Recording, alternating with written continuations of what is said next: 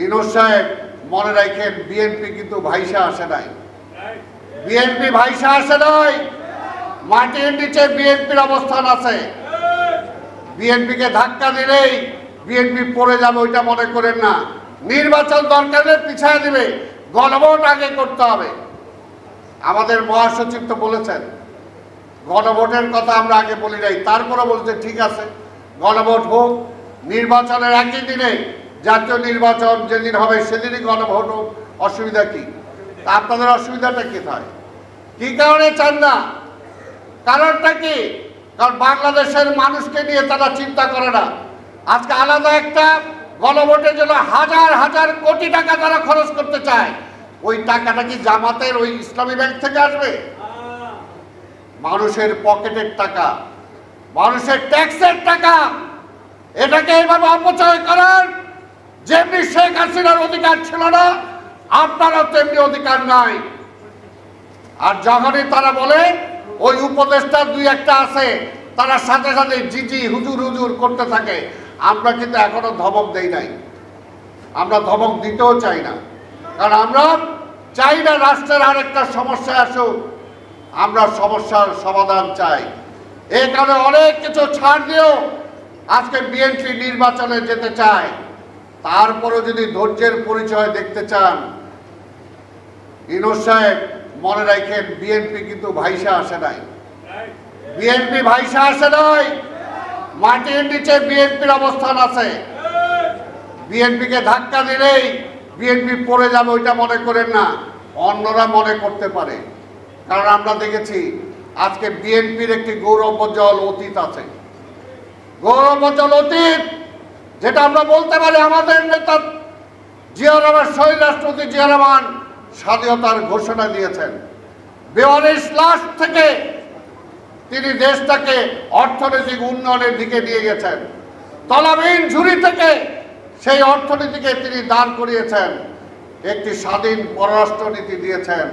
আজকে ৫ই আগস্টের পরে এমন কি হয়ে গেল যে বিএনপিটা খাইলেন, বিএনপির আমলে মন্ত্রী হইলেন, বিএনপির আমলে টাকা পয়সা কামাইলেন, হঠাৎ করে বিএনপির বিরুদ্ধে আপনারা চলে গেলেন? কি হলো এমন?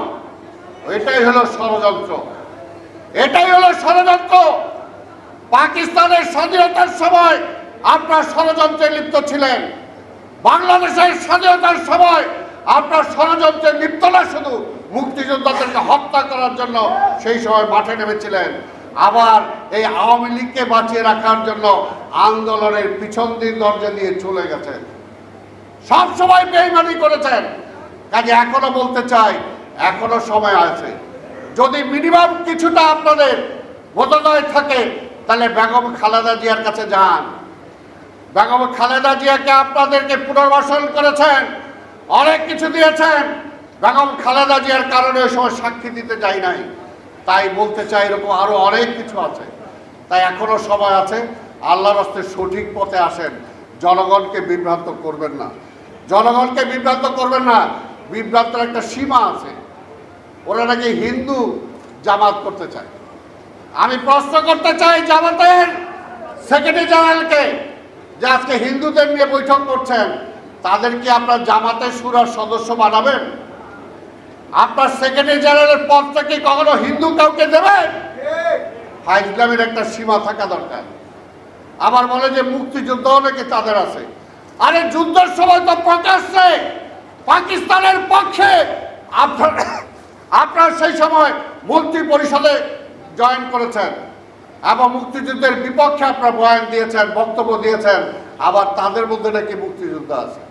চিন্তা করে দেখেন, হাস্যকর কথা। আজকাল কি বলতে চাই, অনেকে সংবিধানের সংশোধনের কথা বলেন, ওইটা বলেন। মাননীয় মহাসচিব, এই দেশে একটা রাজনৈতিক কর্মী হিসাবে, এই দেশে একটা মুক্তিযোদ্ধা হিসাবে অন্তত আমি মনে করি কোনো কিছুই সংবিধানের বাইরে কোনো কিছু হওয়ার কোনো সুযোগ নাই। কোনো সংশোধনী হবে, যেটাই হবে সংবিধান, পার্লামেন্ট ছাড়া কোনো কিছু হতে পারে না। কাজে যারা অন্য কিছু করবে, তারা দেশটাকে সংকটের দিকে নিয়ে যেতে চায়।